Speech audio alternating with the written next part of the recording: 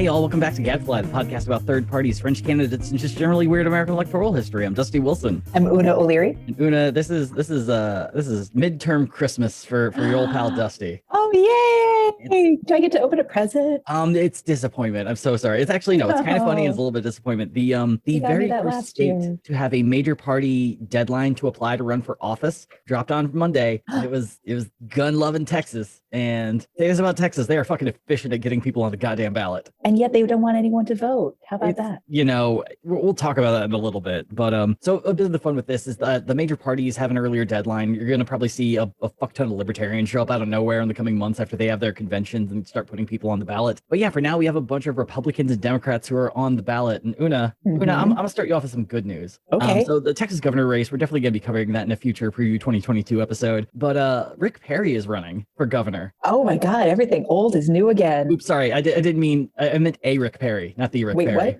Wait, what? So, one of my favorite old chestnuts of elections, and this has never worked, so I love it when people think it's going to work for them, is that if you have the name of a former famous politician, especially of recent history, you hop on the ballot and try to use that name to get a sneaky win out of nowhere. Yeah, the Kavanaughs did it all over the place in like Metro Detroit. My personal recent favorite example of this is, I believe it was Kansas's 4th district. It's represented by a guy named Ron Estes. He is a Republican. His only competitor in the 2016 primary, if I'm remembering right, was a guy by the name of Ron Estes. No! They had to go to court, and court had to be like, you can put the word congressman in front of your name, sir. Otherwise, this is just going to be weird. Not even like primary school rules of like, all right, now you're Ronnie. Yeah, it's like, I know you're pulling some shit, and you can legally use whatever name you want as long as it's your name, but we gotta mark a difference here. So yeah, I love it whenever it happens. It's not going to work, but a party is just really curious to see what the fuck happens, especially because the Republican primary for the governor and so many other races is going to be a shit show. Oh no. And whoever wins that's going to win, because on the Democrats, Uda, you love him. It's grande. It's Beto O'Rourke. A man who will never be able to get the majority of Texas to like him. I don't like him, frankly. And like, I know he's good. I like him as a Twitter personality. Yeah. You know, as like that in your face, aggressive, progressive bully. Mm-hmm. Yeah. Not even a bully, but yeah, just like anything to be mean and Gen X-y towards the other side is great. But then it's like, he could have done some good last election by going was it the governorship? And instead he tried to become a senator. He tried to be president. And then, That's right. He might have gone, I can't remember anymore. It's all a blur. He's a third party candidate without a party. The thing about Beto that drives me nuts is I'm probably a little more Second Amendment than most progressives out there. When you come out and, people are just like, look, we want gun control, as the meme says, and then he shows up out of nowhere with a huge head, being like, we're taking your guns. And it's like, oh, you're the living embodiment of that genuine worry. Great. You're gonna do really well in the run for governor, sir. Yeah. He was admittedly, I think, incredibly hindered by some Vanity Fair puff piece so early on. And it was such like a luscious tongue bathing for him. And it was just another reminder of like behind every white dude running for an office that is well above their station at this moment, there's a woman stuck driving their kids to a dentist appointment at 2 p.m., regardless of whether or not she has a career. It's just like, I saw it again with like Andrew Yang, and it makes me turn on a candidate so fast. Yeah. It's something we'll bring up during the Texas episode, just because the Democratic state party in Texas they're about the most disappointing group of people I think existing in Democratic politics right now. They are very good at either clout chasing, going after like the big candidate that's going to get them the most attention but might not get them the win, or they will find the worst candidate they can get and then run with it. So I believe it was 2016 they ran the former sheriff of Dallas, Lupe Valdez, and on paper she seems really interesting. She's a top cop. She was the first LGBTQ candidate for governor in the state, but also she lost her gun at some point. For like a year, and they're like, oh, I think we found it.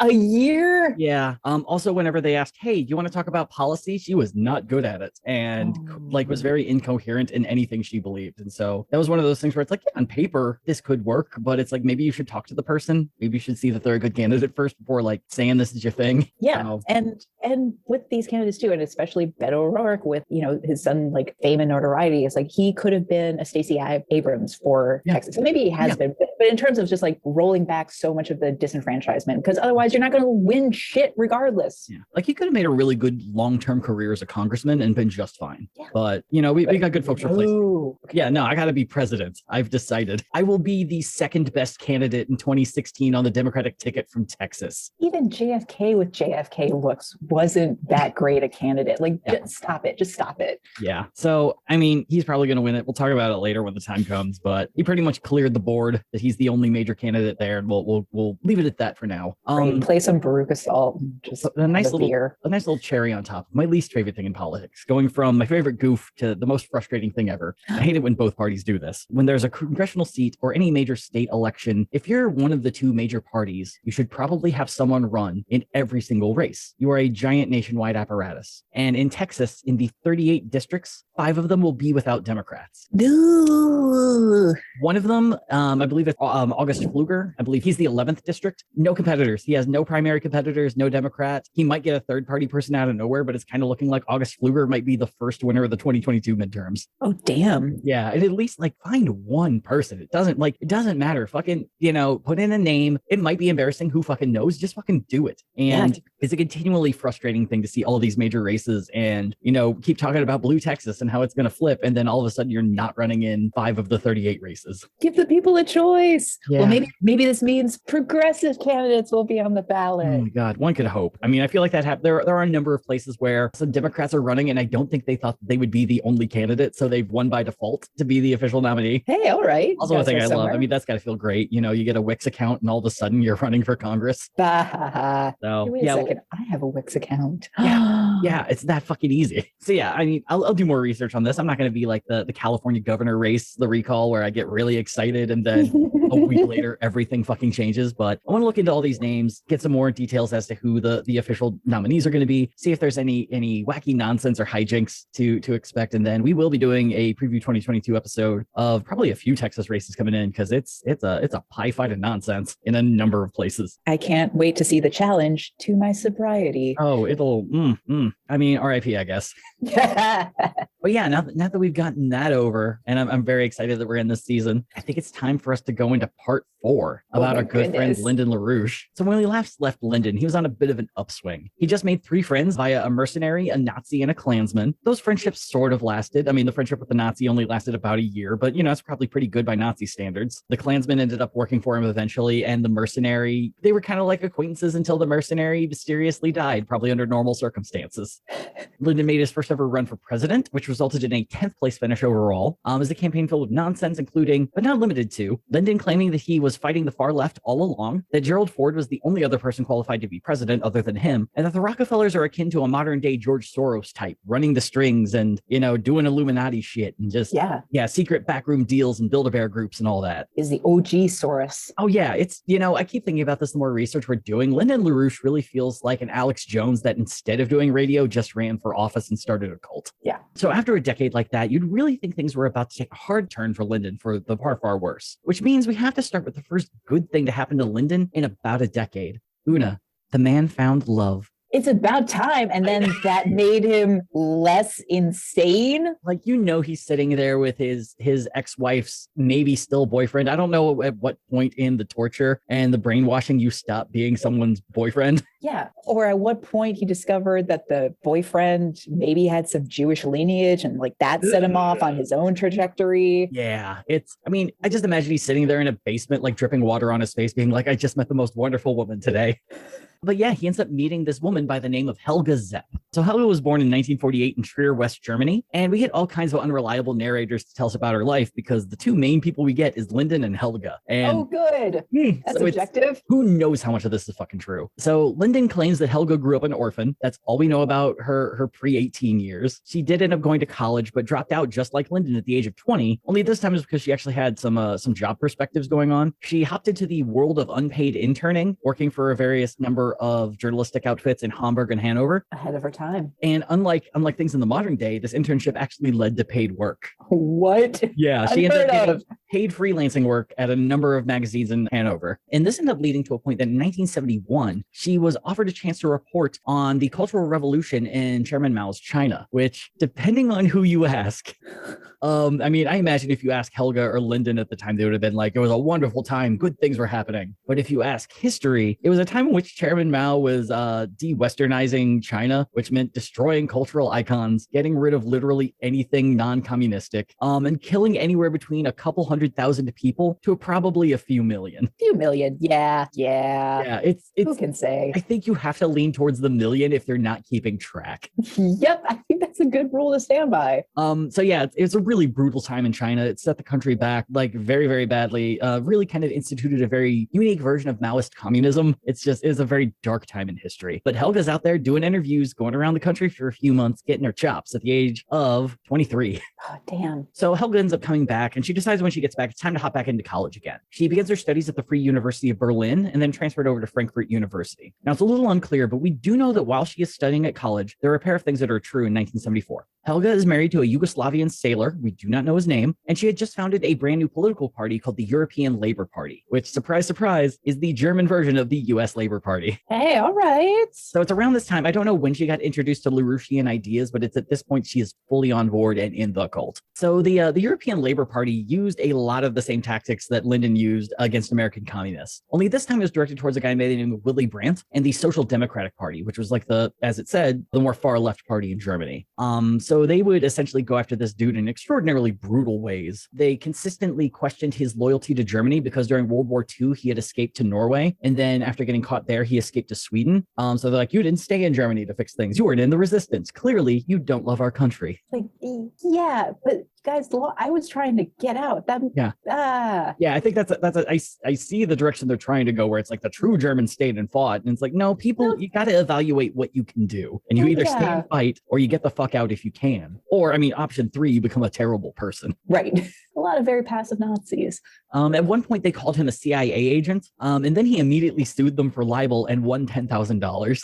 Very nice. Love this. Willie doesn't fuck around. He was chased for a number of years by the Nazis. I don't think he has the patience for this bullshit. Mm-hmm. Probably one of the worst things I think I've read that they've done, at least in this period of time, is they started putting up campaign posters when running against Willie that said, what do Willy Brandt and AIDS have in common? They both weaken the defensive system. Wow. Yeah. That is like PETA level bad. Yeah. It's, we'll get to this later, but it probably wouldn't be surprising to find out that Lyndon LaRouche did not have the most appropriate opinions about the AIDS epidemic. Oh, I'd be disappointed if he did. And would you be shocked with campaign strategies like this that they never did well?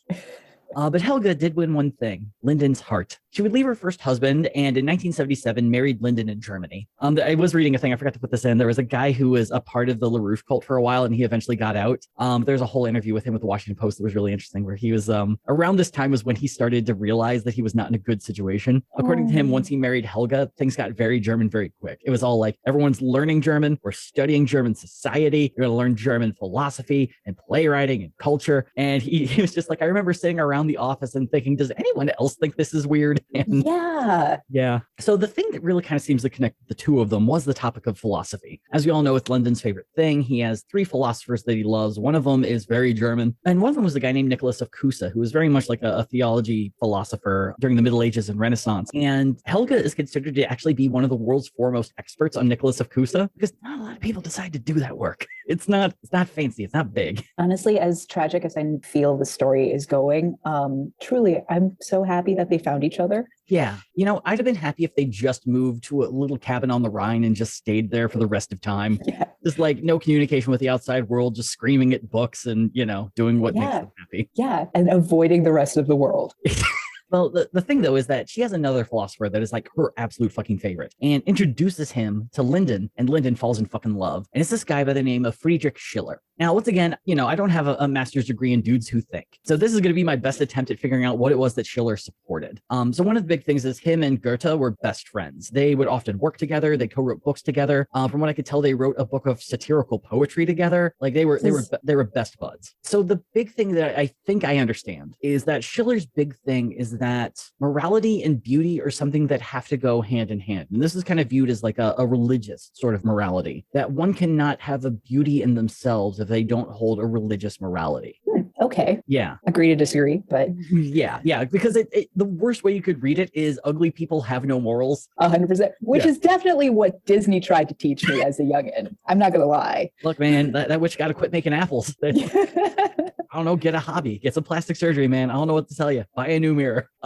The other big thing with Schiller is that he's actually probably one of the most famous playwrights to come out of Germany. He wrote a number of like regular plays. He was mostly known for his historical pieces. The Maid of Orleans was his big one that got produced a lot, which is a 5-act play about Joan of Arc. And his big thing is he was always wondering if it was possible for man to ever ignore our animalistic instincts and grow beyond those things. So that was like a big feature of his work. He also did one of the first German adaptations of Macbeth. So, I mean, the dude's not a hack. He's just, I just don't agree with his religious views.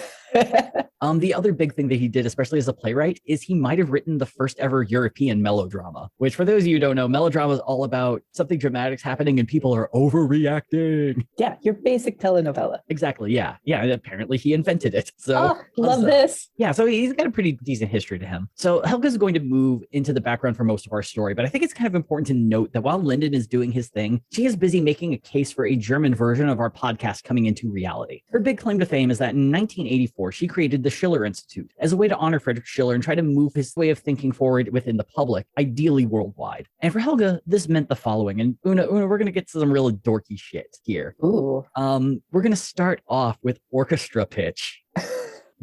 What? I cannot believe how fucking impassioned these people are about the way an orchestra should sound. So this is the hill? Yeah, this is the hill they'll die on. This is a violent hill for them. Oh, lay it on me. Yeah. I'm so curious. So the general idea is that if you have an orchestra of like 50 different instruments, they kind of all have to tune to the same note or it's going to sound really fucking weird. Yeah, it's the beginning when you're getting your seat and the violin is going.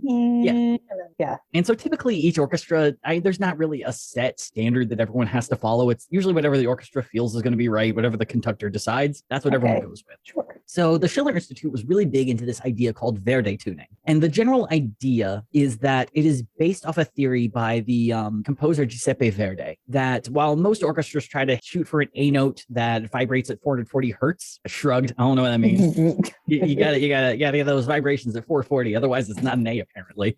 For our listeners, I'm nodding as if I know anything about this. If anyone understands this is going to be your fucking jam and you are dying when I would get to the point. Yeah, we're about to find out if any of my coworkers listen to this when they angrily text me saying, how do you work with acousticians and you don't know any of this, Una? So the typical that everyone tries to shoot for is 440. So the Verdi pitch would mean that orchestras would tune to the A note at 430.5 hertz instead. So this is based off of some apocryphal idea that Giuseppe Verdi had created this idea to make it the norm based on his work. The funny thing though is that there's really no evidence whatsoever that Verdi actually preferred trying to hit 430.5. In a lot of his work, he went towards the French standard, which is 435 hertz, but he publicly said that he found 432 hertz to actually be the most optimal. So motherfucker doesn't even follow his own mythical standards, you dead bastard. Who was figuring out the minutia degree of hertz back then? If it's not an app on a phone, I don't know how they're doing it. I mean, I imagine it helps that a king is paying for your life, so you're like, I gotta fill the time, I guess. But yeah, I don't know why this is. But so they're shooting really, really hard to make this Verdi tuning the fucking thing. They go to the fucking country of Italy and say, we have written you a law that says every state-funded musician, every state-funded orchestra as well, has to pitch in Verdi tuning. To which Italy said, we're doing things. Thanks for the paper, I guess. And never even voted on it. To which Italy said, we're still not sure if we're really a country or not. Ma'am, this is a Denny's. It is the 70s in Italy. I don't know if you know this. Things are hard. Yeah, we constantly have inflation. Have you seen the lira? So, and of course, being LaRouche people, they can't just let this die here. So what they decide to do is they start deciding to protest orchestra performances. You would occasionally find them outside, doing protests, handing out pamphlets. There was one conductor in particular in America that someone said this conductor serves Satan by not using Verdi tuning. This is so incredibly dumb. Yeah, it's like, that would almost sound like a joke if I knew they weren't so fucking serious about it. Like, die on the hill of having the brown note actually exist. I mean, at least there's cultural significance to that. At least most people have seen that South Park episode. Yes.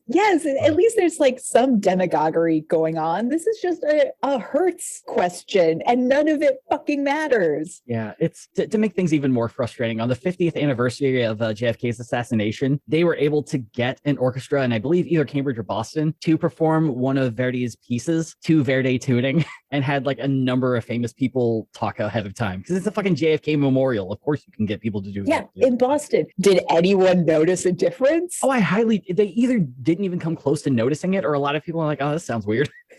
Yeah, so that was like their big things. Like, we finally fucking did it, guys. We got an orchestra of LaRoucheans together and did this. Like, I'm tone deaf enough that if I try to speak Chinese, I have to do the head bob to like show which word, like the word is now going up tonally, so it means this. So there's that. The other thing is Helga really wanted to fight against cultural pessimism, which she called a sickness of the spirit. And it seems to mostly be because she hated Friedrich Nietzsche and just like wanted to stick it to him professionally, even though he's dead. You know what? I'll side with her on this. Yeah, I love it. Just out of spite alone. I mean, you say that now, but it was also because she felt that the German Green Party, which is kind of a major player nowadays, she thought they were too Nietzschean and were using environmental terrorism and viewed them as a sort of green fascism. And so used this optimism to tear them down. But my personal favorite, and it's a real millennial chestnut. In the year 2000, she began a campaign against what she called, quote, the murderous intent of the violent video culture, and particularly the Pokemon cult. Not the Pokemons. I just about died when I read the phrase Pokemon cult. I had never read it. I'm kind of shocked that no one had said it before. So I'll give her this. You know, during the time when violent video games were the thing, and, you know, you had attorney Jack Thompson running around blaming your Mortal Kombats and your Grand Theft Autos for the sudden spate in school shootings, it is really nice to see someone throw Pokemon under that really shitty bus.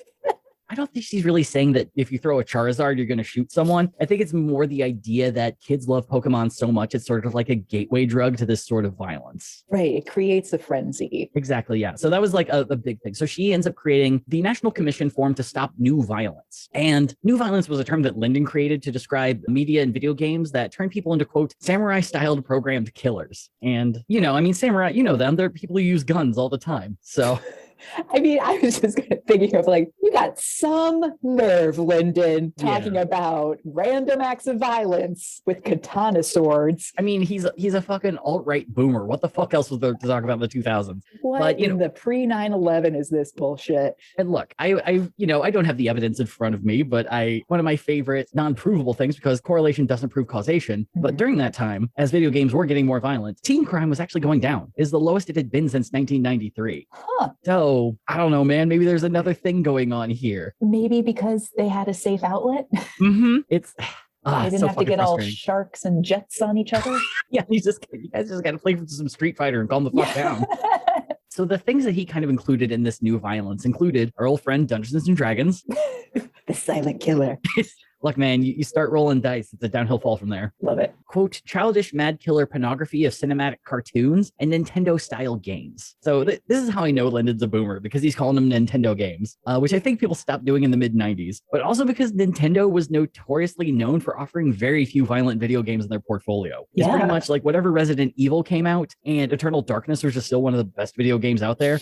But aside from that, you don't get a lot of violence in Nintendo. You get like turtle jumping, you drive some go-karts, and sometimes someone gives you a sword because the path forward is dangerous. Yes. So it's so fucking dangerous as plumbing in general. Yeah. But probably the worst thing Helga did during her career was she published the work of Michael Mendocino. So the Schiller Institute had their own magazine. It had some pompous fucking name named after like some bullshit Plato did. I don't fucking know. I don't care anymore. But Michael Mendocino is a lot more known today because he was the first person to coin the phrase cultural Marxism. Is that something you're familiar with or know about? A little bit. So the general idea behind cultural Marxism is that it is a conspiracy theory that claims that there are elite elite business interests who are trying to ruin America via political correctness and culture war issues. Oh, I take it back. I had no idea. Yeah, it's this idea like, oh, we have to use new pronouns. That's cultural Marxism. Or, oh, we have to treat different people nicer. That's cultural Marxism. Wow. And it's not an original idea, mainly because Hitler did it first, only he called it cultural Bolshevism. Fascinating. Yeah. So in 1992, they dig up this shitty corpse, start claiming it's cultural Marxism, and it kind of dies for a while. It doesn't really pick up a lot of speed until this Canadian asshole by the name of Jordan Peterson decides to pick it up and start talking about it on the YouTubes. So it became immensely popular amongst the alt-right and is spoken a lot by people who should know better nowadays. But probably the worst thing that it did is that it really inspired a lot of terrible people to do awful things. Anders Breivik, who lived in Norway and killed 77 people in a mass murder spree, was a huge proponent of cultural Marxism and used that as the basis for what he did. The British MP Rosie Cooper was assassinated due to this belief that she was supporting cultural Marxism, and it was the core basis behind the Poway synagogue shooting in 2019. So Helga has had hundreds of people killed because of her shitty fucking beliefs and who she goddamn is. So, you know, she's still alive and she can go fuck herself. Damn. Yeah. Damn it, Helga. Yeah. So Lyndon's like, I want to hitch my car to her, to this weird German woman. This shining wagon of a young orphan girl. Definitely orphan, because then you can't check if her parents were Nazis or not. Oh no, if I were her parents and normal and she turned out this way, I'd be like, oh no, man, she's an orphan. I don't know what you're talking about. Mariah Carey gift. I don't know her. Yeah, this is the woman that Lyndon's like, I'm going to stay married to you for the rest of my fucking life. And he never cheated on her, was with her till the end. So speaking of things that deserve to die, 1979 would mark the end of the U.S. Labor Party. I can say that. Lawyers are nodding. Yeah, that's fine. So 1979 was the year the U.S. Labor Party finally called it quits. They had pretty much no success. Like we said in the last episode, they rarely ever got above 1% of the vote. Most notably, there were 2 races in Seattle where they did pretty okay, but it was one of those things where there was a Democrat running and then them and no one else. So they would get 25% of the vote, which sounds really good, but compared, like losing 75 to 25, not very great. Not so great. Yeah. So the party it never gained steam. It didn't go well. And also it kind of pissed off the Federal Election Commission. So there's this thing called federally matched funds. Since 1974, if you hit certain guidelines, the federal government will match the amount of funds that you have raised to help you continue to run. Okay. And so Lyndon was insisting that after the 1976 race, when he ran for president, he was claiming, hey, FEC, you owe us fucking money. Could you please give us our fucking money? And FEC is essentially like, well, look, let's talk about this because it's more complicated than you're making it. So the general idea of how to get this money, at least then, was that you had to have at least $5,000 in donations. All of them have to be from $250 contributions or less, and you have to get at least $5,000 in 20 states. So the bare minimum is you have $100,000 total if you did everything right. So what they could go into all these states to check everything, but they're like, look, you're claiming you already hit $100,000. We're just going to check 3 states. We're going to do that base work and we're going to see what we find. So they go to these 3 states. They start going to the doors of all these people who made contributions. People kind of aren't answering the door, or the people who answer aren't the people who donated the money. And they start to find out that a lot of the money came from members of the NCLC and the U.S. Labor Party at the very last second. Oh no. And they start to realize, oh, you lied about your address. You committed fraud and lots of it. You tried to do a Kickstarter thing where you throw the rest of the money in from your own bank account so you can hit the end amount. But exactly. It's a fraud. Yeah. And so the FEC is like, you didn't even come close. They were $25,000 short, if I remember right. And so the FEC is like, we're not giving you money. So Lyndon sued them and then in 2 years lost. Yeah. Fuck around and find out, Lyndon. Exactly. It's so fucking clear. It's like the FEC has nothing to do but check your shit and then give it to a judge if need be. Yeah. This 7th grade word problem, don't lie. I don't know what spreadsheets were like in 1977, but they're not going to save you, my dude. You can't, there's no level of money laundering that will help you right now. No. So he loses the presidency. He doesn't get federally matching funds. And now the FEC has their fucking eye on this guy. Yeah. So it kind of makes sense they want to get rid of the U.S. Labor Party, because at least if the name's not there, they might be able to get away with some shit. But the real reason, and probably the fuckier reason, is that Lyndon was about to go mainstream. He decided for the 1980 election, he was going to run for president again. He picked a guy by the name of Khusro Gandhi to be his vice president. I think he was an accountant, but as is tradition, I can't find anything about the guy, other than the fact that he did run the Los Angeles branch of the LaRouche faction for quite some time. But instead of running as a U.S. Labor Party candidate, he was going to run as a Democrat. Wait, what? Yep. What? Yep. So Lyndon, the far-right motherfucker that he is, decides that he's going to join the Democratic Party and that he's going to run in the primaries. And there's a number of things that made this kind of difficult. For one, the Democratic Party repeatedly said, you are not a member. We are not approving this. He did it anyway, though, because if you're a party, you can't keep someone from running as a representative of your party. I guess. Yeah. I mean, if you're the party, though, you can consistently say, not affiliated. This happened with with Art Jones here in Illinois, the acclaimed Illinois Nazi who repeatedly tried to run for office despite the Republicans being like, can someone else please fucking run against him? And then we're not this brazen, I promise. Yeah, well, and then he got on the ballot in 2016 after years of the Republicans finding little loopholes to keep him off the ballot. But yeah, in 2016, he was the only Republican who ran, and they had to repeatedly say he's not a member of our fucking party. I know, look, I know some of you with time machines are going to find this very weird, but you're going to think we're lying. But yeah, Lyndon says, fuck you, I'm a Democrat now, and I'm going to run in the 1980 Democratic primary. And honestly, if you're going to pick a primary to try to be an upset dark horse candidate, 1980 Democratic primary is pretty good. So we talked about Jimmy Carter being kind of a secret show up out of nowhere candidate to win in 76. Mm-hmm. He was not having a good time. It wasn't great. Not great, Bob. So the main thing that really kind of fucked over Jimmy was that in 1978, the Iranian Revolution started. So it would probably take, I don't know, 3 years to talk about the whole damn thing. But the general gist is that America had the dude they liked running the country by the name of Shah Mohammad Reza Pahlavi. And he wasn't exactly the best, but he was giving us what we wanted. So we were kind of keeping them in charge. And in 1978, there was a rise in popularity of a guy by the name of Ayatollah Ruhollah Khomeini. And he was a hardline religious anti-American conservative. And a number of men loved him. Also, he was a reaction to the fact that the Shah was put in power when the guy before the Shah tried to nationalize Iranian oil. Yeah. And the CIA was not having, which I believe was after the Brits tried to take over. Oh, wait, the Brits took over Iran during World War II. Yes. This is decades of getting fucked with by other people. Indeed. Yeah. I will also jump in to say Jimmy Carter also made the mistake of being the adult in the room for America in a big way. Which we will absolutely cover right now, because the big issue that happened after the Iranian Revolution, and it all came to be, is that, well, for one, his popularity dropped to about 28%. But the other thing is this is mainly because when the Iranian Revolution happened, gas shortages started to happen. Mm-hmm. And there were lines up the block, stations were running out of gas. And if there's at least a second thing boomers hate after taxes, it's waiting any amount of time for gasoline. It's also important to know that gas was so available domestically, and then I guess from international sources at that time, the amount of diesel needed to power these immense boats at the time was huge. I think we've forgotten it because by now we've kind of transitioned to Toyota Corollas for the most part. That's a really good point. Which were becoming so popular because everyone was just like, holy fuck. It used to be pennies to fill out your gas tank. If you put a Buick Continental at the end of a chain and swung it out of the building, you could drive that car home at the end of the day. The building would be gone. And you would get 8 miles per gallon. But yeah, it also there's a gas shortage in 1973 as well. So I think it was probably also a lot of people being like, not this shit again. We elected you for this not to happen. Right. So that's down. But also there was a massive amount of inflation that happened at the same time too. So the economy sucks. People have to wait for gas. You get 28% approval. Best of goddamn luck. And sensing both opportunity and the genuine need to find a better candidate for 1980, 3 major candidates entered the primary against Carter. You had Mississippi Governor Cliff Finch, who would end up dropping out before the primaries. You had California Governor Jerry Brown. But then you had the real challenge, the heir to America's dynasty, a dude by the name of Tedward Kennedy.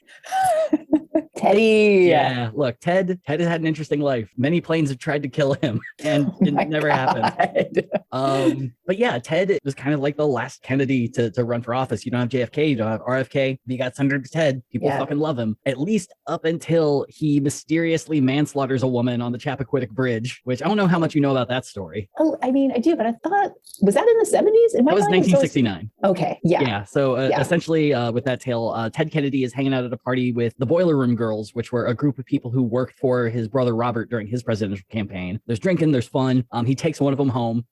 They're driving across the Chappaquiddick Bridge, which did not have guardrails. One bit of, I don't know, I'm just going to say irresponsible driving occurred. The car goes off the bridge into the water. Ted's able to get out. He claims that he dove under the water multiple times to try to find the person in his car, never found her, and then he just swims to shore, leaving her to die. Then he goes home, sleeps it off, then calls the cops. Yeah, it's not great. Yeah. So the most notable thing with this is everyone kind of thought that Ted was going to run for president one day and he was kind of a shoo-in, but he couldn't run in 72 or 76 because people kind of remembered that, someone died in his car that he abandoned. Yeah. But 1980 was 11 years later. It was just enough time to maybe now. So Ted enters the race. And of course, I mean, it seems like really, really good luck. And then to make things even easier for Ted is when the Iran hostage crisis begins. So around on November 4th of 1979, the U.S. Embassy in Tehran is invaded by a group of armed Iranian college students who then took 52 U.S. diplomats and citizens hostage. And while this would end up being a whole new chapter of bad for Carter, it actually boosted his approval rating overnight. So by the time it had hit November, Kennedy was polling around 67%, give or take. After the crisis happened, there was sort of a rally around the flag situation that happened, and Carter was suddenly polling at 60%.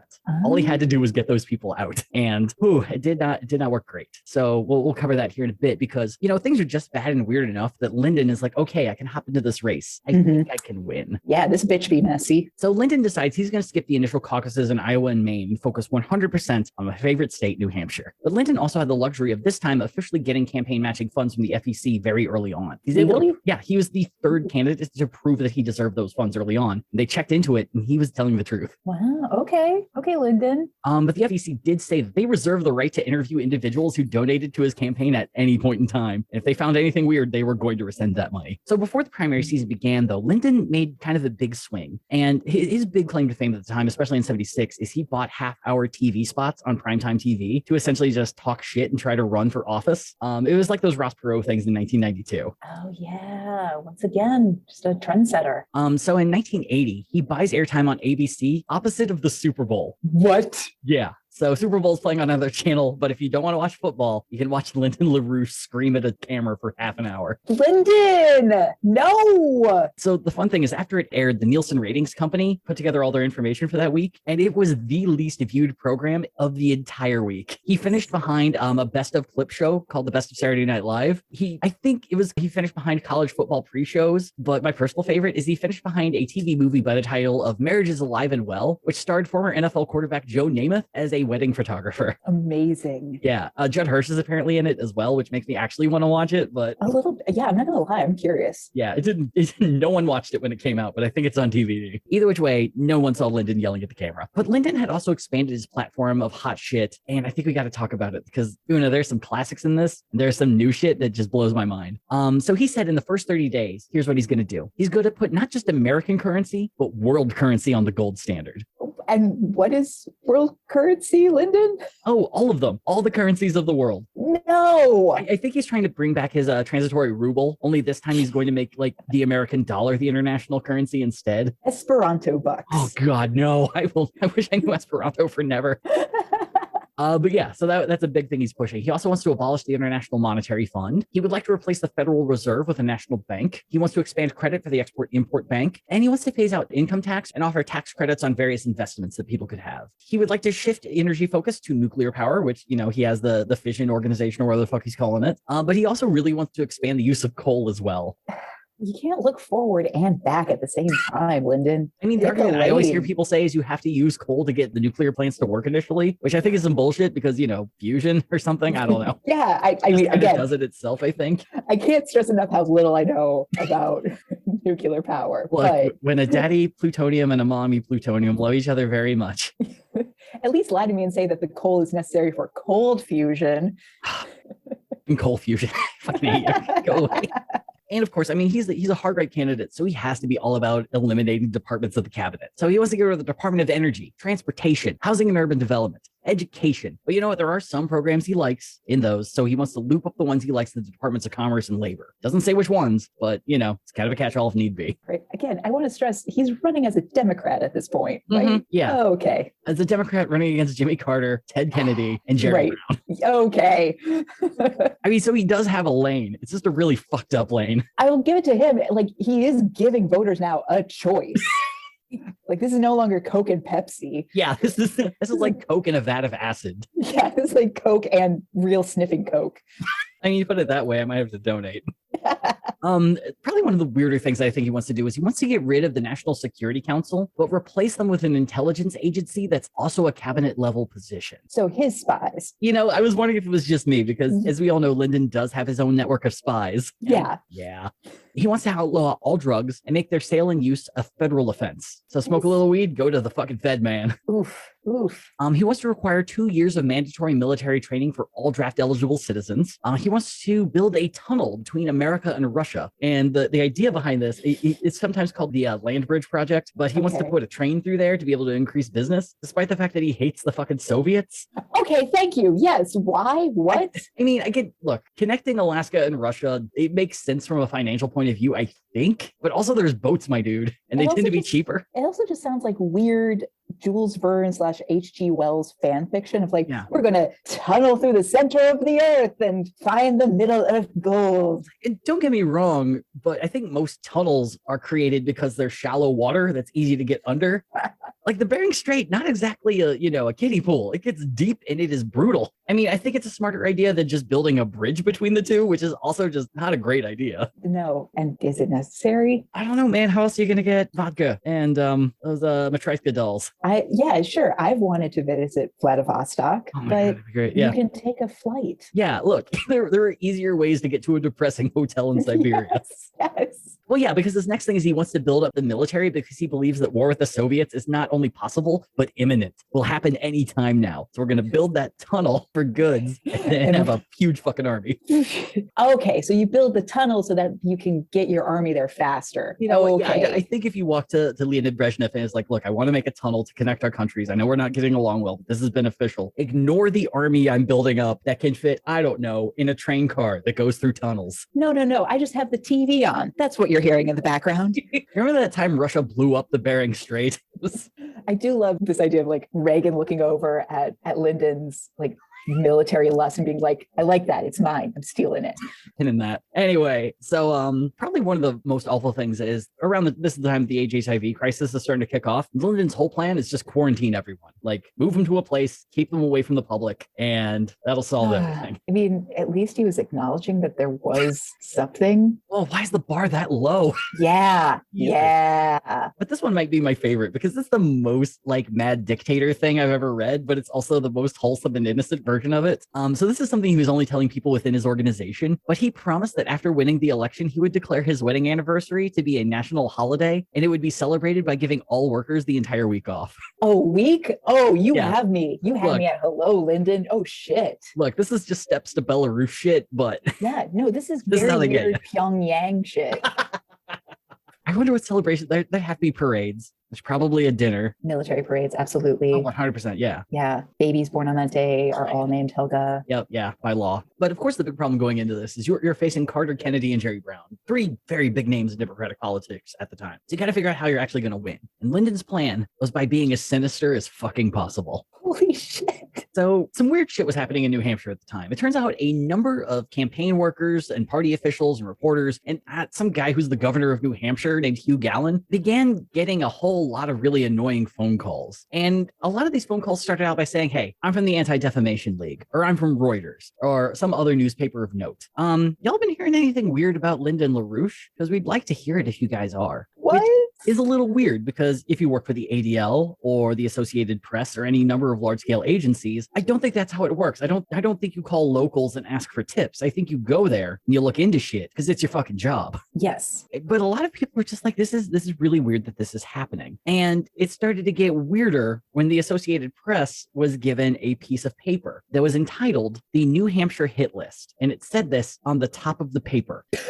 It was something that I believe was found by a worker at the Camden YMCA. And it was in the room of a guy who just so happened to be a Lyndon LaRouche staffer. And, I'm just going to read what it says. The byline under New Hampshire Hit List said, quote, "These are the criminals to burn. We want calls coming into these fellows day and night. Use your networks to your best advantage." And it should be noted that around this time, that's when the calls are like, hey, we're a reporter. We just want to hear things, have now turned to statements such as, quote, "We know where you live," and quote, "You will be eliminated." Oh my God. Included in the list were Governor Gallen, but also the Attorney General of the state, the State Secretary of the state, the mayors and city clerks of Manchester, Rochester, Berlin, Nashua, Dover, Keene, Portsmouth, and Salem. And they were noting that they were getting anywhere between 30 to 50 calls a day at all hours. Oh my God. So harassment. That's a funny way to say campaigning. Oh. Yeah. And so the other thing that really kind of led the Associated Press to believe that this isn't just things that are being made up is that the paper that they were using looked exact to what they received whenever they got press releases from Lyndon's campaign.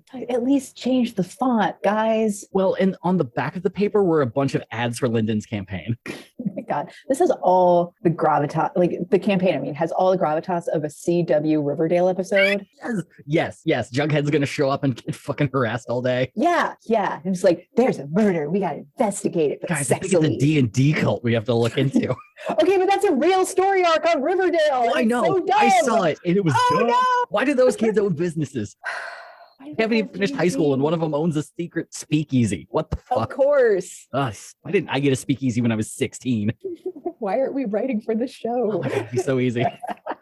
Anyway, so I think probably the most horrifying experience would have been that of the experience of Jonathan Prestage, who's a reporter with the Manchester Union Leader. So Jonathan had been tasked with writing an article about the harassment people were receiving, like a reporter does. Yeah. He requested an interview with Lyndon, who agreed. And so the next day, LaRouche shows up to the paper and brings about 10 of his followers with them, some of which were his own personal security, who were told, hey, you have to leave your guns down here, which they reluctantly did. Oh boy, that's a good way to start. So the interview was already tense. One of the, there's a Chicago Tribune journalist by the name of Mike Royko who ended up getting right in the fucking, LaRouche hates Mike Royko. Oh. He tried to ruin Royko's life for quite some time. Oh, but, damn. Royko had a bit of a hobby of any time that he saw a LaRouche person in Chicago handing out pamphlets on the street, he'd pull over his car, act like a normal person, and be like, oh, who runs your organization? They hand him like some LaRouche information. It's like, oh, who the fuck's this nut? And immediately get into like knockdown, drag out fights because LaRouche cult members cannot stand having their leader mocked in any way, shape, or form. They will go brutal the second. Because they're in a cult. Yeah.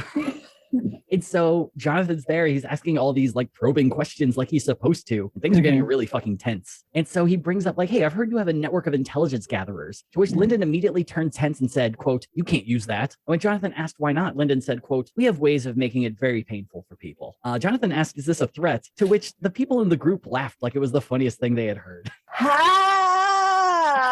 So Jonathan did what any pressman would do, and he wrote the story that night, and the paper ran it the next fucking day. Yeah, because he had fucking like Stalin Russia threatened. Uh-huh. He had like James Bond villain threatened. Sir, I am in a small city newspaper. Knock it down a touch. But what happened after that was probably one of the most fucked up things I've read in a while. So he's sleeping in his home. He has like a farmhouse in the middle of nowhere, and he just kind of gets this feeling in the middle of the night something's not quite right. Oh. Goes downstairs, starts checking the house. Nothing's there. Nothing's out of place. So he decides he's going to check outside to see what's going on. He opens his back door, and laying on his back stoop is one of his cats who has been murdered. And this happens again for 2 more nights. Oh my God. Yeah. Animal cruelty is an alleged thread that you end up finding a lot with LaRouche people. Wow. Yeah. I will say these tactics have not been used recently, so we should be good. But yeah, when he was running for president in New Hampshire, there was like a lot of threats to personal safety, family, pets. It was, he just tried to scare people to vote for Lyndon because, gold standard.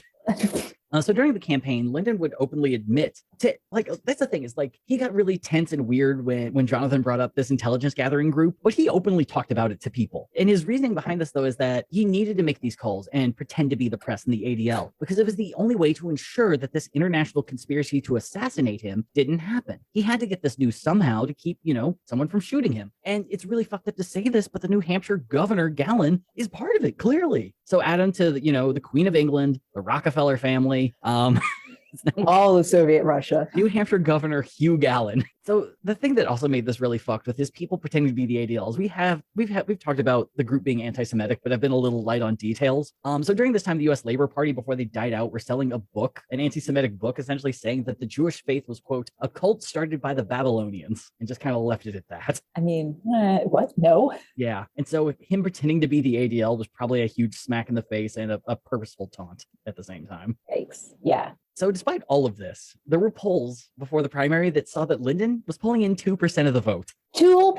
2%, which is 2 more than he should have been getting. Absolutely. Should have been in the negative somehow. And look, that's nowhere close to victory. Carter and Kennedy are pulling much better numbers, but I mean, he shouldn't really be getting anything. And the thing that sucks is that poll was pretty much spot on for at least Lyndon. When election day came, Lyndon would end up finishing a very distant 4th place behind Kennedy, Brown, and Carter, and would get 2.08% of the vote, which could only mean one thing.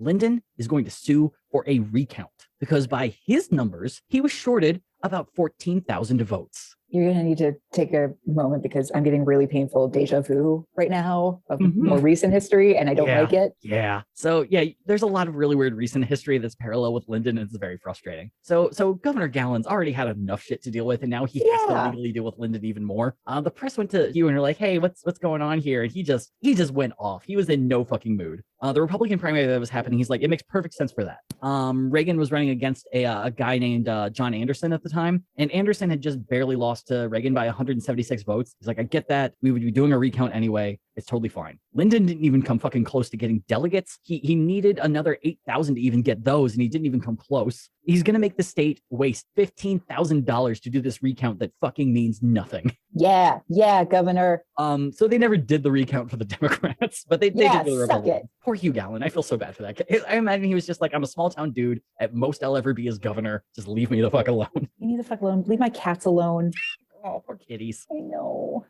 So the thing that I really love about his 6,000 vote claim is let's just say he's right. That in actuality, Lyndon got 16,000 votes. All that would have done is put him in 3rd. Like, he'd have beat out Jerry Brown. He might have gotten a delegate. But you know what? If you're good at bullshit big.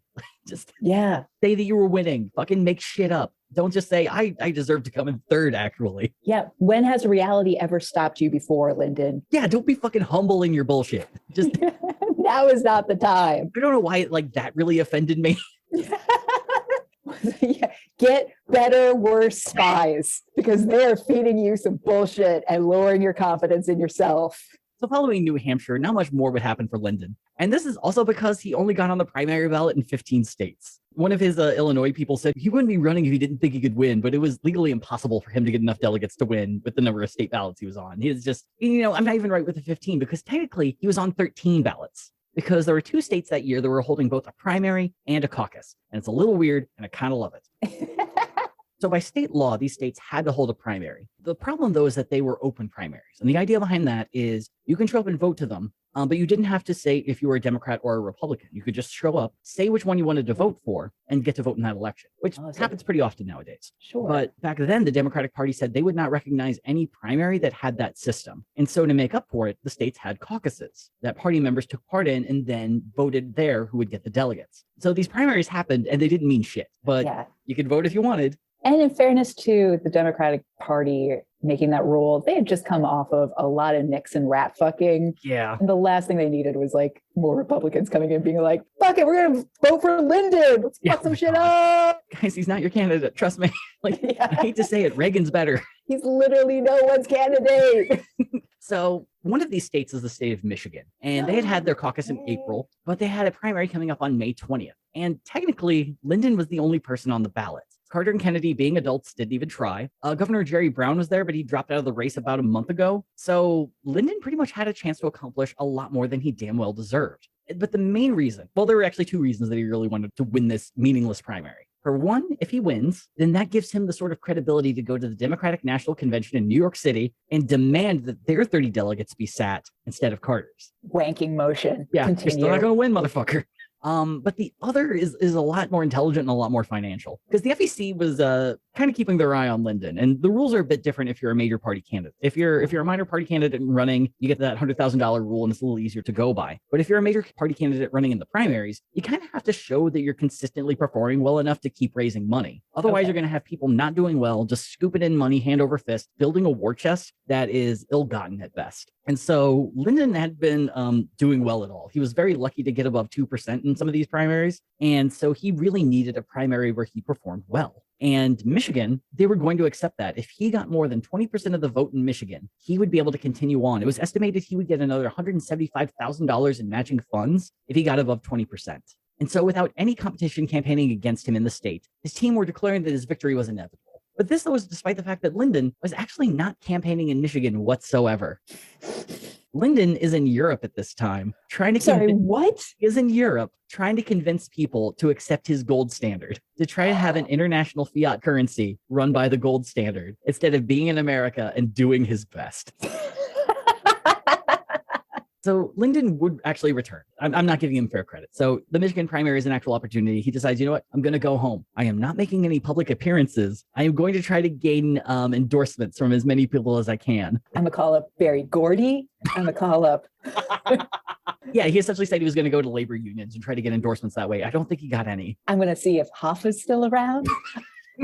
But yeah, and instead of making public appearances, he just kept buying space for his half-hour TV infomercial in as many markets as he could and just left it at that. So May 20th came, and Lyndon was probably about as confident as he could be. But Una, who do I always say everyone has to watch out for, no matter how big or how small you are? There's always one candidate that will kick anyone's ass, that is emotionless, that is carefree, is brutal in its quietness. Una, I'm talking about none of the above. The above, yep.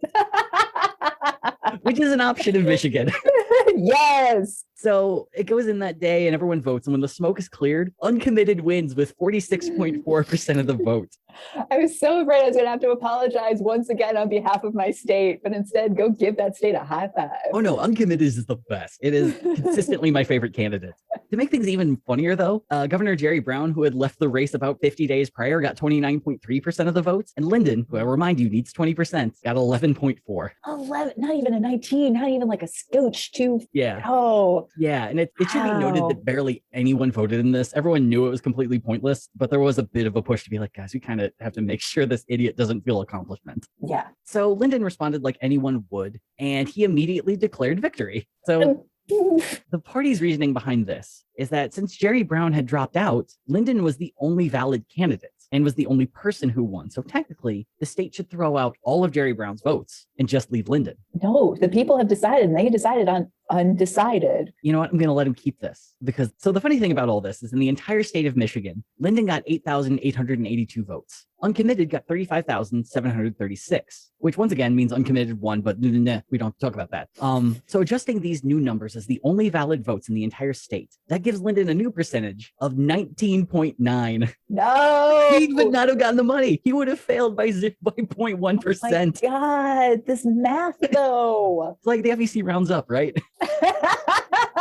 You know, the people who hate me, I bet they're really like loose with the math. The people who called me out on my fraud and grift. But I mean, he's clearly busy with other stuff. I mean, he's got to make, I don't know, Austria take his fake money. So, you know, sure enough, they went to the Democratic National Convention in New York. But there really wasn't a whole lot of press when they were there protesting. I think I read a thing that they brought a flatbed truck and put 3 tractors on it and tried protesting that way. But there were a lot of LGBTQ protesters out there trying to be like, hey, we exist. Maybe do something before everyone dies. Yeah. And during that time, the LaRouche people were also calling up every single Democratic delegate to be like, hey, maybe you want to change your vote to Lyndon LaRouche. I'll only call you 80 times a day until you change your mind. Yikes. But they didn't. And Jimmy Carter ends up winning re-election. But you know, this wouldn't be Lyndon's last grift of 1980. He would actually give us a really fucked up legacy that still exists to this day in a lot more of an innocent manner, but begins in a very sinister fashion. Ooh. So are you familiar with the October surprise conspiracy theory? No. Hard no. So the general idea is before a presidential election in November, there's always this worry that something major is going to happen in October that no one expected, that is going to take a popular incumbent and make them so much less popular that their competitor ends up winning. So it's a general idea of like nowadays, it's like, oh, a natural disaster might hit or something completely out of the president's control will occur, but will be blamed on them and lead to a loss. It's kind of more innocent in that regard where it's like, you got to watch out in October because something might happen and there's, you know, buttery emails and you gotta watch out. We love a superstition. Exactly. So Lyndon starts coming up with this theory that he thinks he knows why Jimmy Carter loses and Ronald Reagan wins. So let's go back to all the people who had been taken hostage by the Iranian college students. Yeah.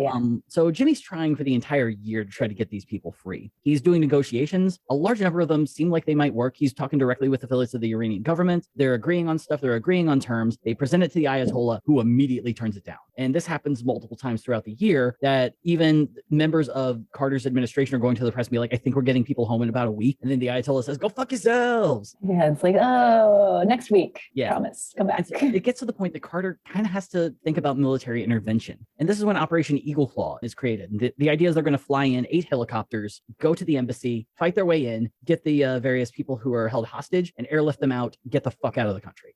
So the plan was really kind of cursed to begin with. There were 3 helicopters that when they got there were having mechanical issues. When they were flying in, they ended up running into a sandstorm that caused them to have to turn back. And there was also an explosion of one of the helicopters that led to the death of 8 servicemen. And after that, they called Carter and said, hey, this isn't going good. He's like, yeah, go home. Yeah. Oof. It ended up being portrayed as a humongous failure, like a Bay of Pigs-esque failure that the Reagan folks were able to use pretty commonly. There were the Iranian government took a lot of very famous pictures of the burnt out helicopter and things like that, and were able to parlay that into a victory over America. So Carter kept trying to figure out new ways to be able to militarily go in. At one point, there's a thing called Operation Credible Sport, where they were going to strap literal rocket engines to a huge military transport plane so they could get it over to the embassy, land on top, and then immediately take the fuck off. Okay. Yeah, and it's something that actually developed. It was looking like it was going to work. Testing was going well. The plane looked really badass. But the moment Reagan won in November, the program got shut down, and there was no attempt to revive it because it was Reagan's problem now. And when you know, 15 minutes after Reagan's inauguration speech, every single hostage was let go. Una, it's too much of a coincidence. Oh, no. And what Lyndon thought happened is some rat fucking piece of shit, like, I don't know, Henry Kissinger, was speaking directly with the Iranian government and made a deal and said, hey, don't work with Carter, keep the hostages for all 444 days. And then the moment Reagan becomes president, let him go. And in trade, we'll give you a lot of really good arms deals. And like, if you just present it like that, it's like, yeah, I could see that happening. That kind of makes sense. I mean, they gave him up 15 minutes after his speech. I mean, that's credible. The thing that I think a lot of people forget, though, is that, like you said, Carter was trying really hard to be the adult in the room. A lot of shit had just gone wrong. The Cold War was still very imminent. I think the last thing he wanted was a proxy war in Iran. And so he was trying really hard to figure out a way to not just get everyone home, but everyone home alive, and to not suddenly start a new international conflict. Reagan, on the other hand, was essentially going on TV saying, you let these people go or I will bomb your fucking palace. I don't give a shit. Look at me. Do you think I'm fucking fooling, man? I will kill you. I was a credible B actor in the 50s. Look at this face. How hard I punched that monkey in Bedtime for Bonzo. Oh my God. Deep cut. Yes. Yeah. And so I think the Iranian government were like, we might be able to get something out of Carter if we keep fucking with him. But the minute Reagan won, they're like, I don't think we could fuck with this guy. He might be a little too off kilter to be fucked with. And, you know, the Ayatollah just kind of played himself. And instead of getting a deal out of it, he's just like, all right, let him go. I guess we'll live. But wait, I watched Argo. Wasn't there a whole like... That actually happened before the embassy. There were a number of people who were able to escape the embassy while the hostage crisis was going on, and they escaped to, I believe it was a U.S. ambassador's house. So they were able to hide there, but they were still essentially trapped at that ambassador's house during that time. And so that's when the Argo situation happened with the fake movie and getting folks out. Got it. Okay. Yeah, and so that's kind of the idea that they're pushing, is like Lyndon believes that Henry Kissinger pulled off this mysterious thing to ruin Jimmy Carter, a man that most people did not like the year prior, and somehow get Reagan elected, a man who is to this day probably one of the most popularly elected presidents ever. Who also did, like, we are reaping the negative benefits that he started during his 2 terms. Oh yeah. No, I'm not here to defend Ronald fucking Reagan. I'm just saying that if we're looking at Occam's razor, no, they just didn't want to die. That's all this is. But when the Iran-Contra thing comes up, all of a sudden this October surprise theory starts gaining relevance. It gets to the point that the House actually makes a committee to look into it and start interviewing people. They start interviewing this arms dealer by the name of Jamshed Hashmani, who stated that he was there when all of this happened. He saw it go down, and he's kind of a huge figurehead during this time. The problem, though, is, you know, the Village Voice, the New Republic, the Senate interview him, and they start to realize, oh, none of this is verifiable. And they very quickly realize, oh, this never happened. But it's kind of like this Oliver Stone bit of history where, you know, people rat fucking each other to gain power, and they didn't have to do that. But this October surprise theory is something that's really kind of held on, in that in any election, someone might rat fuck someone else, you know, emails, and because just ruin someone at the last second. And it's the conspiracy is definitely driven by that desire that there's something deeper going on, that this buffoon couldn't possibly have just come to power through the will of so many Americans alone. Like, there had to have been something else. Well, yeah, and especially that's looking with a history that you didn't experience. And like at the time, you know, Reagan's a charismatic motherfucker. He's an actor. Of course he's charismatic. Jimmy Carter was often described as like kind of maudlin and didn't seem like he cared when he was like trying to be an adult and trying to be serious. Like, there's an energy crisis, and he's like, I need everyone to just put on a sweater. Yeah. And everyone's just like, fuck you. We're going to put in more central air as a result. Yeah, yeah, honestly, just looking at that, when people just wanted charisma and American go fuck yourself as an attitude, it makes perfect sense that Jimmy Carter lost. On top of that, the fact that people just didn't like him going into the election. It was going to be a difficult election to begin with. You don't need to send fucking Kissinger to Europe to talk to Iranian back channels to fucking win. Nope. But it's persisted. It's still a conspiracy theory that people both believe and have new versions of it every presidential election cycle. And, I mean, you did bring up Reagan liking a number of things that Lyndon did. That's where we're going to be picking up because Lyndon's about to get himself some real fucking connections in the Reagan administration. No! It's at this time I'd like to wish everyone a lovely Christmas break. We're going to be going out of town, visiting folks. It'll be great. Self-care. Yeah, you'll get a full 2 weeks not hearing about Lyndon LaRouche. This is a LaRouche mission. Inter-LaRouchean. Yeah, inter-LaRouchean. Yeah, this is the act break of a 7-act play. It's like I keep wanting to make this shorter, but then I start finding stories and just weird shit, and it's like I can't gloss over Pokemon cults and cat murder. It's no, especially when it's like he is the linear B cuneiform of so much online fuckery that we have now. It's important to study your history. Yeah, if this man had been in his prime during the internet, sweet fucking lord. But yeah, so that's a nice way of saying after this episode comes out, there's not going to be a new episode on Christmas Eve. Terribly sorry, everyone. But there will be an episode the week after that where we'll be picking everything up and talking about just this strange bespectacled rat. Yeah, I don't know. How are you feeling at the halfway point here? Wow. I'm a man who made a cult, ran for president twice, created a couple of lifelong conspiracy theories that just don't fucking go away, and married a woman who has at least committed tangential manslaughter. Seriously, though. Yeah, I'm gonna sign off and listen to The Clash. That's what I'm gonna do after this episode. Yeah, Combat Rock's like a really good pairing for this episode. Yeah. Oh man. Well, everyone, I hope you have a wonderful Christmas and that it's better than Lyndon's plans. And I don't know, drink a lot of eggnog, celebrate however you want, and we'll see you guys right before the beginning of the new year. You're on Gadfly. Jingle, jingle bells.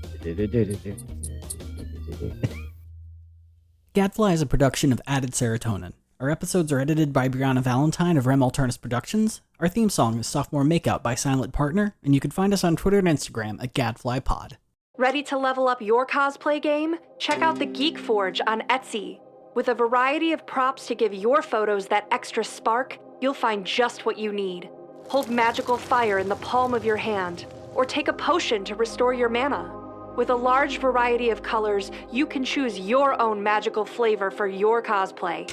Bring drama to your photo shoots with these vibrant props and more, all available at the Geek Forge. Are you ready to level up your cosplay?